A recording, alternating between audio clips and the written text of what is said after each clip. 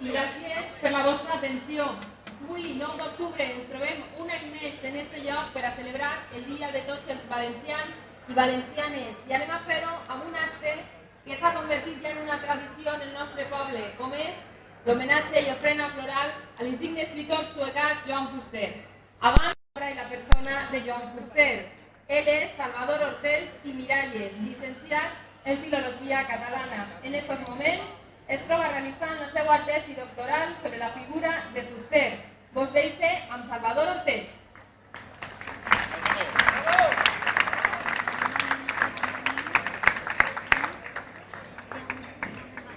No resulta fàcil parlar de Joan Fuster el 9 d'octubre i a Sueca i no recorren els mateixos tòpics de sempre.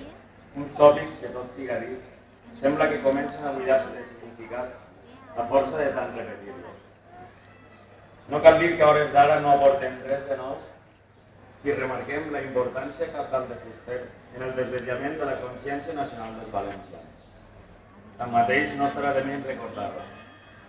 Posar en entredit aquesta obvietat seria reduir injustament la seva aportació inestimable al nostre poble i a la nostra cultura. Però no seria menys reduccionista oblidar que Fuster fou, per damunt de qualsevol altra cosa, un escriptor, un gran escriptor, d'aquells que per dissort tarden massa així.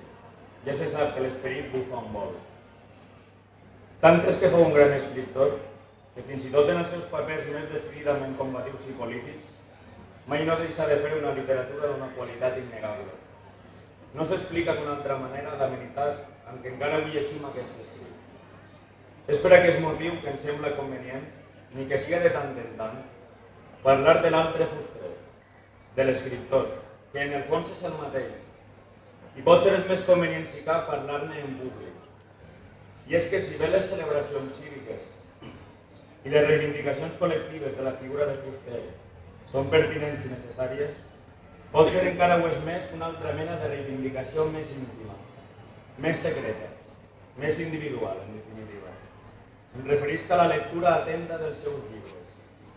De fet, el millor i el més preuat dels homenatges que se li pot fer a Fuster i a qualsevol escriptor no és cap altre que llegir els seus llibres.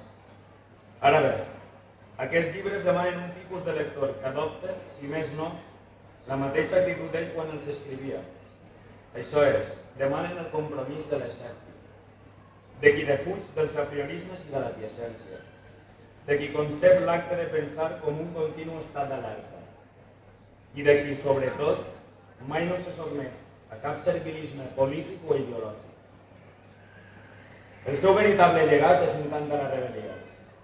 Res més lluny del lector ideal de Fuster que aquell que assentís sense qüestionar-se res prèviament. Tot allò que no siga dialogar i també debatre la seva obra no passarà de ser una lectura epidèrmica i superficial. Els escriptors com Fuster no són profetes, sinó mestres. Mestres que agiten consciències, no que les adornen. Mestres que inciten al diàleg, no al dogmatisme. Però pot ser aquest fet l'hem oblidat massa prompte, o no sempre l'hem tingut en compte com calia. Els escrits fusterians no són veritats immutables, ni admeten una interpretació unívoca, tot just al contrari. Admeten i necessiten d'una pluralitat d'interpretacions.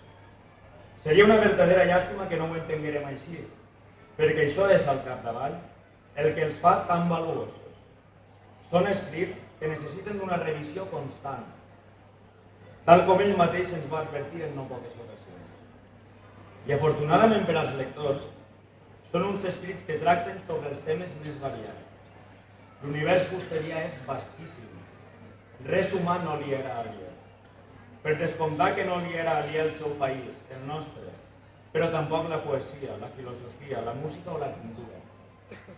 En el cas concret de Fuster, el País Valencià, més que no un punt d'arribada, era el punt de partida per a ser universal. Així és que si pretenim seguir el seu exemple, si realment pretenim seguir la seva lliçó impagable, cal tenir present que la reivindicació dels nostres trets identitaris com a poble ha d'estar al servei de la integració en un món que comença just on acaben les nostres fronteres, i no a l'inrevés. En definitiva, la lectura pròpia i particular que cadascú faci de l'obra de Fuster no està renyida en absolut amb el compromís social ni amb la consciència col·lectiva de qui se sent part del destí del seu poble. És en aquest sentit que l'homenatge que ens reuneix ara i així és del tot necessari, però el que comença a partir de demà, de manera individual, no ho és menys.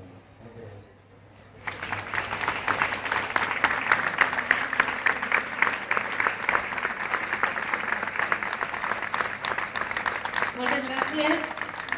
A continuació es presenten les entitats i col·lectius que han volgut adherir-se a este homenatge. AMPA i és Joan Fuster, Bloc Nacionalista Valencià, Iniciativa del Poble Valencià, Protectora d'Animals de Sueca, Grup Independent de Sueca, Perelló i Marell, Acció Cultural del País Valencià, Tabalaina, Tira-li fort, Escola de Danses de la Ribera, Associació Cultural La Sala, Goya Ulmorat i Garrofera de Sueca i Esquerra Republicana del País Valencià. I ara els presente les entitats i col·lectius que realitzaran una ofrena al bust de Joan Fuster.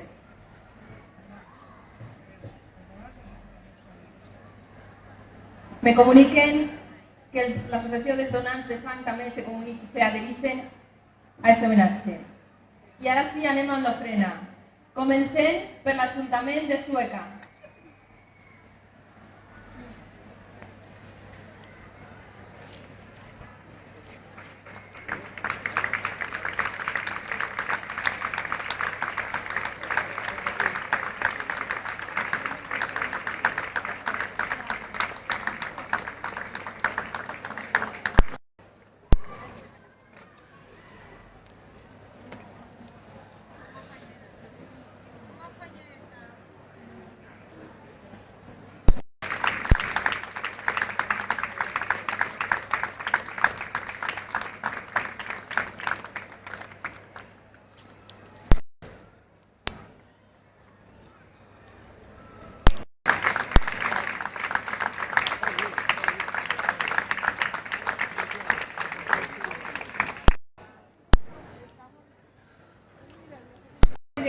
I AMPA i CI Cervantes.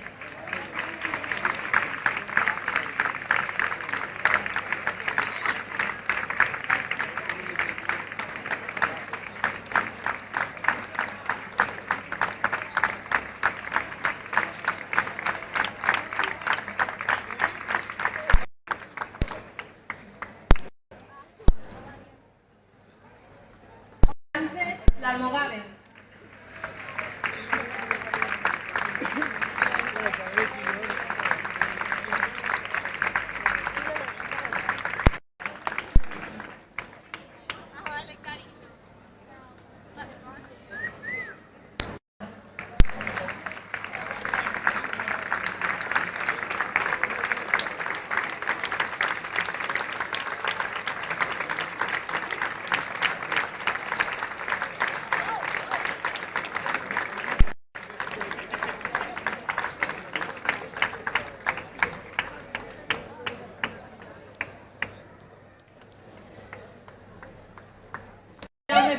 El 9 d'octubre al Saló de Plens de l'Ajuntament.